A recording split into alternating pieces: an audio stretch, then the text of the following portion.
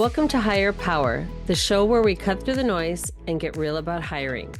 I'm Kim Frost, founder of Frost Connections, and after 25 plus years in the search industry, I've seen what works and what absolutely doesn't.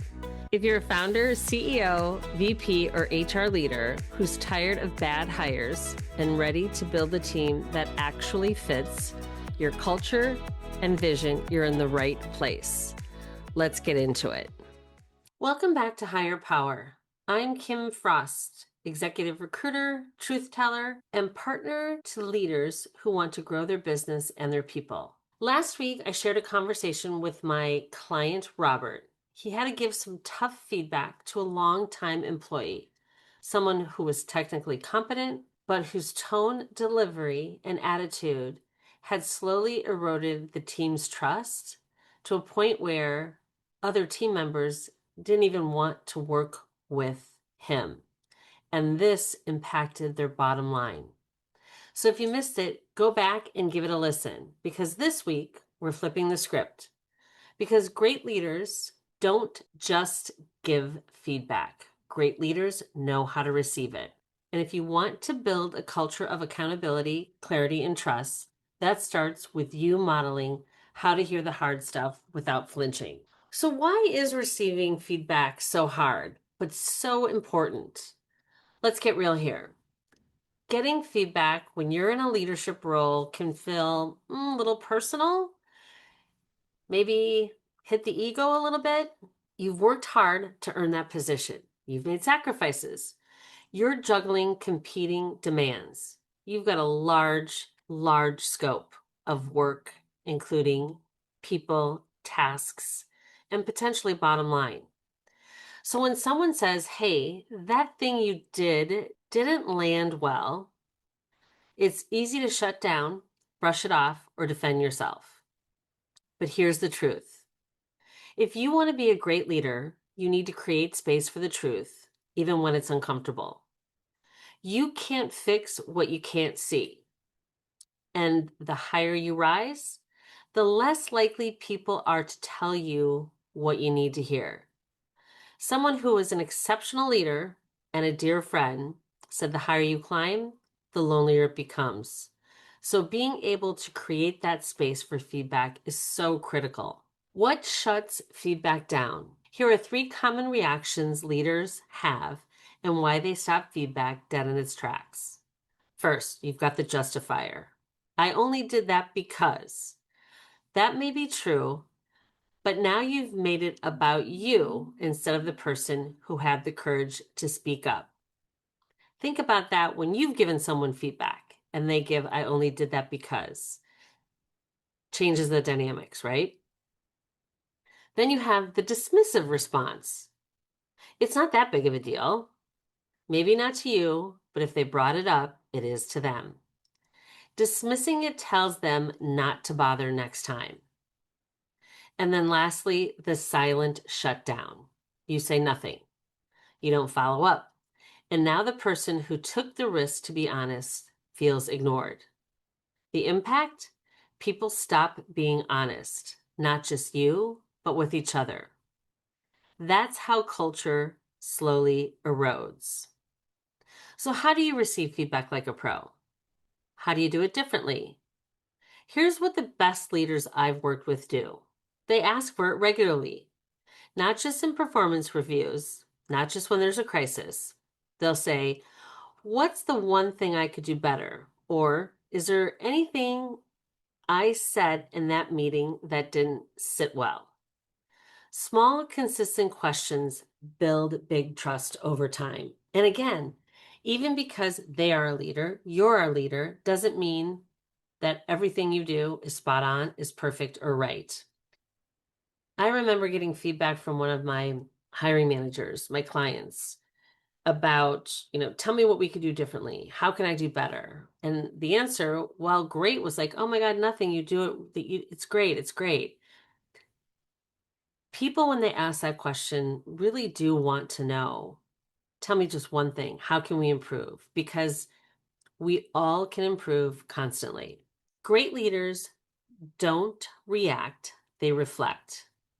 Even if the feedback stings, they listen first, they pause, and they say, "Thank you for telling me. Let me sit on that." So key. It helps take the emotion out of it and maybe the shock. Then lastly, they act visibly.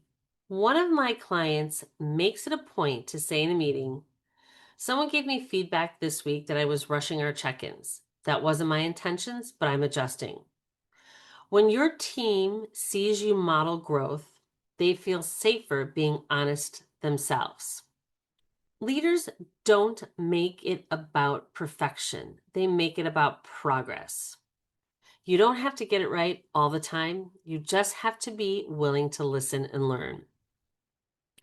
So let me give you another example. Real story, wake up call for one of my clients. We'll call him Jason. Jason thought of himself as approachable. "Oh, I've got an open door policy," he said. But when we ran a 360 feedback process, his team told him a different story. They said he often interrupted, made snap decisions without input, and got visibly irritated when challenged. To his credit, Jason didn't deny it. He held a meeting and said, "I'm hearing that I've unintentionally shut down voices I care about. I don't want to lead that way." Then he did the work. Coaching, feedback loops, one-on-one with a new format. Remember, even though you are a leader, doesn't mean you don't need coaching, a mentor or a team to confide in, run things by, and ask for help. Over time, his team re-engaged. His culture shifted. His reputation as a listener grew stronger than his reputation as a decision maker. All because he was willing to hear the truth and not flinch. The mindset shift of a strong leader. Here's the shift I want every leader to make. Feedback is not a personal attack. It's a professional advantage. Let me say that again. It's not personal. We often revert to that, but think of it as your professional advantage. Someone thinks enough of you to give you that feedback. It's not about judgment. It's about alignment, awareness, and growth. If someone on your team gives you feedback, it means they care. They want things to get better. They believe you can do something about it. Remember, your job is to make it safe, to normalize it, to welcome it, even when it gets messy. Because when feedback is part of the culture, teams get stronger, faster, more resilient, and guess what? Less turnover. So if you want to lead a team that thrives, start by making yourself coachable. So here's the challenge I'm going to put out this week. Ask someone you trust, peer, employee, even your assistant, the question, "What's the one thing I could do differently that would make your job easier?" Then listen. Say thank you, don't argue, reflect. Because the best leaders don't just talk about growth, they model it. Thanks for tuning in to Higher Power. If this episode made you squirm a little, good. That means it hit something important. If you've got a story about a time you received hard feedback and how you handled it, I'd love to hear it. Reach out and maybe we'll feature it in a future podcast. Until next time, keep leading with truth and don't be afraid to grow. That's it for this episode of Higher Power. If you're ready to hire smarter, connect with me at frostconnections.com or at LinkedIn at Kim Frost. And if you've got something to say about today's episode, follow the show and share it with someone who needs to hear it. Until next time, hire smart, lead better, and remember, how you hire is who you become. See you next week.